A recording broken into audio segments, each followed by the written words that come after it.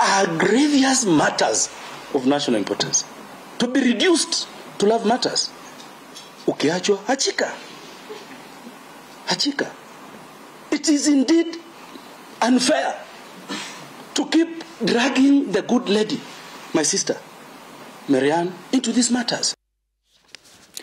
Welcome back. You're watching the News Gang. That's a Member of Parliament for Bumula. He's the remover of the motion to impeach Agriculture CS Mithika Linturi. The hearings by the Select Committee started officially yesterday. We had a pre-trial the day before, and then yesterday we had the first session, and today it continued where CS Linturi was questioned for quite a few hours. And there were issues that were brought up by the defense. Gituku, maybe you can take us through what exactly has been said so far. Yeah, I think first of all is just to indicate that, of course, the committee is sat up until I think about 9:30. We're still in the news hour. And so they have adjourned. That's today? Yes, tonight. They have adjourned. They'll be back tomorrow at 11. And they were discussing whether they're going to allow any further cross-examination. But what will happen tomorrow at 11 is that they'll come to give the final submissions, or closing the cases. The person moving the motion, that is Jack Omboka and his legal counsel, but also the subject of the impeachment motion, Mithika Linturi, and his lawyers will come on board to really close his case. And then thereafter, the committee will have the time to retreat and go and make an assessment of what has been adduced before them and decide whether to recommend impeachment before the House, or to say that all these allegations have not been substantiated. But we must be keen to realize that some of the conversations and information that has been tabled before that session has nothing to do with the subject matter, because it's impeachments based on allegations of gross violation of the Constitution. They're talking about abuse of office. They're also talking about the reason to believe that he has committed a crime. The conversations we've been hearing are far from those three issues. Some of them, that is, to an extent that they're talking about marital issues. And one wonders what such kind of information is doing in that sitting. But all the same, I don't know if they are connected. It is up to the committee to decide whether they are connected. But also when it comes to the subject matter of the issue, because all this emanated from the conversations about fake fertilizer in the country. And you will recall not long ago when the cabinet secretary appeared even on Citizen TV, and he was consistently saying there has been no fake fertilizer in this country. He was on record. Even when the principal secretary, his principal secretary, Kiprono Rono, was issuing a statement requiring NCPB to investigate and establish whether KEL Chemicals had supplied wrong fertilizer. The cabinet secretary was still moving around the country and defending there has been nothing fake. Now, where we are, because he still denies there's anything fake, he prefers to call it substandard, which again is subject of the committee to decide whether that has any significance. You realize that this matter has been occasioned by his stand on that particular issue. Today, he even tells the committee that it's only 3,000 bags that are in question. He has stuck with that. I think he's before that House because of his handling of that particular question. And if he were to turn back the hands of time, I would imagine that he would handle it differently. Because once an allegation has come, you don't go shouting and saying this and denying it. You'd rather take things step by step, go to establish the truth. And if you look at the letters that were written by the principal secretary, that is what they were trying to do. I saw the cabinet secretary saying that even the information or the letters that are purported to come from the principal secretary do not in any way incriminate him. But he also says that the MD of the NCPB has been suspended. He also speaks about that all this matter falls squarely on the NCPB because they are the ones that were able to even sign some of these contracts. They've talked about commercial contracts between distributors or manufacturers of fertilizer. And of course, NCPB was to do the distribution part. So all this explanation is confusing on the face of it. So what will the committee be doing with it. I think it's a matter that you'll have to wait and hear what wisdom they will use. But on the face of it, if you look at the information being tabled there are a few things it doesn't do. It doesn't really prove some of these allegations. Maybe the deeper question then would be the political significance, because having the cabinet secretary standing there answering questions, you can actually see that he's getting agitated by some of those sentiments. You can see senior counsel Haminwa asking the question, very simple questions, and trying to get answers, which is becoming quite difficult. I'm sure. What is the opposite of fake? Oh, well, carry on, Linus. Before Linus speaks, maybe we should listen to Mithika Linturi himself and also his lawyer on an issue about proxy and this issue not being from Mwamboka himself. Yep. This move of this motion is a proxy for Aldai. We shall play before you when we get there video evidence, specifically video number 4, that confirms that. We shall invite you to look at all the cases that form the basis of ground number 2, of allegation number 2. They are all cases between the Honorable Linturi and the Honorable Member for Aldai. Counsel for the mover accepts in before this committee that was called, I was having a discussion with the so-called, with the person that we are referring to as a proxy. One wonders what is it that was being discussed. So, members of this committee, I would want to say one time that as we look into this matter, let us really look at the matter on the basis of evidence and the fact. I am ready to defend myself. You could see the frustration on his face, having to stand there and be questioning, and how it was almost a case of airing dirty laundry in public, because as you talked about, the substance of it was very confusing, what the issues are, but they're being overshadowed by everything else. And Mithika Linturi said that he's not going to call any witnesses. And he's enough.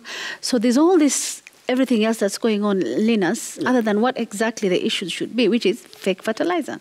Yeah. Look, an impeachment process, whether one is innocent or guilty, is a very draining process because basically normalcy disappears for that period for you. And especially for CS Mithika Linturi. Remember, today was supposed to have been with the president at the Africa Fertilizer and Soil Health Summit. He was even to speak there. Yes. That's what normalcy for a cabinet secretary should be like. The timing could not have been worse for Mithika Linturi. And remember, he started the week by trying to sound okay, strong about it, tweeting about the summit. It's coming up. We see you there. And then the day, the key, the most key of the days, when about 6 African heads of state and government are in town, and your president is actually addressing the summit, and you won't be there because you will be standing before a parliamentary committee to defend yourself. 2 things. One is, that's a good moment for Kenya in terms of holding leaders to account. No excuses this time. You know, I remember in the previous parliament used to complain about cabinet secretaries not being able to turn up, or some of these hearings being held incognito and behind closed doors. This was an open session, and the CS for Agriculture turned up, had to be absent from a meeting that he was playing a key role in. He was hosting basically alongside the host president, and to be grilled. And this must be a draining moment for CS Linturi. And we won't say much. We'll wait for the committee to execute the case tomorrow, the closing submissions, and then the decision made. But some of the things that stand out already is the fact that it normally becomes very difficult to recover from a process like this. Yes. Whether one is innocent or guilty, because it's also about the place of optics. Remember, your authority and moral face is being eroded with questions like this. And especially for a ministry like the Ministry of Agriculture, where something has gone wrong. Let's not forget that that evil sale of fake fertilizer took place. And there are victims out there in terms of farmers that bought fake fertilizer. So a wrong has been committed. A very grievous wrong has been committed in the agricultural sector, unprecedented in many, many ways. So this will hang like a sword over the head of Linturi and over the head of the government itself. Remember, farmers are not amused by what transpired. So the question, again, looking forward, no matter the outcome of the impeachment trial, is whether Linturi will be in shape to continue carrying on with the duties of CS Agriculture, command the respect of farmers, command the respect of other stakeholders in the area. And it just reminds me that not long ago, we had another scandal, unresolved to date. That is the edible oil scandal, if you remember. And I'm seeing a similar script playing out here, where cabinet level might be spared, but remember, in the edible oil scandal, the Kenya National Trading Corporation, KNTC, top officials paid the price. Pamela Mutua forced out of office, and her team. Now you see what Linturi is doing in the Senate, in the parliamentary impeachment trial. He's saying, NCPB, go for NCPB, not me. And this is a script that has been used before. It was used in the other ministry, the ministry that was in charge of KNTC, and KNTC officials paid the price. Yeah. Gituku, do you want to add anything else onto that? Yes. You see, especially on that fact of NCPB, he spent quite a bit of time speaking about, because he was even asked about what his role is, and he was busy saying that he's not the accounting officer of the ministry. The accounting officer is the principal secretary, and he even went ahead to praise him and said that he's a very competent PS.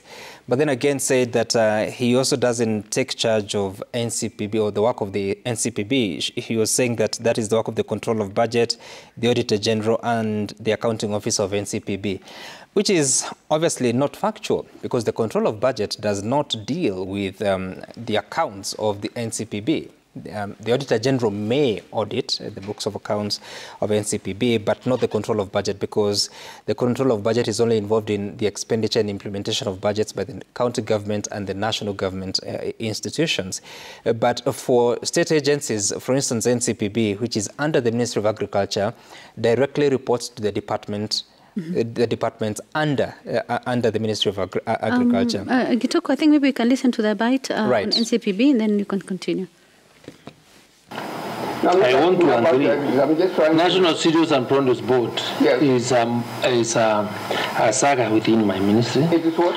A state, a semi-autonomous agency in my ministry with an accounting officer, with the MD, formed by an act of parliament, with its responsibilities. The extent that I do for NCPB is to appoint members of the board to run that institution. And the MD, you are vacant. The managing director is appointed by you. But it's appointed by the minister. Yeah, you're the one who appoints the managing director. By law, I'm the one supposed to appoint the manager on recommendation of the board. Yeah, you're the one who does the appointments. All right, so you can see that a very spectacular way of questioning, to an extent that now you eventually get to establish what the role of the cabinet secretary is. And of course, that does not mean that he is guilty of what he's being accused of. It just shows you the linkage and the line of responsibility, because if you've been assigned certain duties by the Constitution or an act of Parliament, then you're responsible for those and you're supposed to be taking care of that. So it is important to realize here that all state agencies, the ones that he's calling sagas, they report to a particular department. And of course, the minister would have certain powers in as far as dealing with that, or authority, if you like. But also for the cabinet secretary to be put in a corner that he has to keep defending, that I have a very good working relationship with the PS. I mean, it's quite embarrassing that that has to come in the public. Of course, there has been questions here raised, because you see the principal secretary writing a letter giving different instructions from what the cabinet secretary is saying. And particularly, the CS was saying that this is the first time that NCPB has purchased fertilizer, and the role was given to them. I think he said that it was last year. But now, even him having to now keep describing that I don't know the reason why the MD for NCPB is not in office. Yeah. Yet you know that there was an order or directive by the ODPP that they be charged. They were charged. The tradition has appeared to be that once you're charged, then there's certain steps that have to be taken in terms of being suspended until you're cleared of that matter. So for the cabinet secretary to say that he does not understand why he's not in office, I mean, it doesn't talk about a person who is accountable for the various actions that have been taken in as far as getting to the bottom line of this particular matter. So obviously the committee will make a decision. It is up to the National Assembly, the plenary, to eventually decide on what the fate of the cabinet secretary is. But I think it will also be a clear case of how not to manage a crisis, moving into the future from management, but also in communicating about a crisis. This should not be the way. I think it'll be a couple of days for the select committee, because as you're told,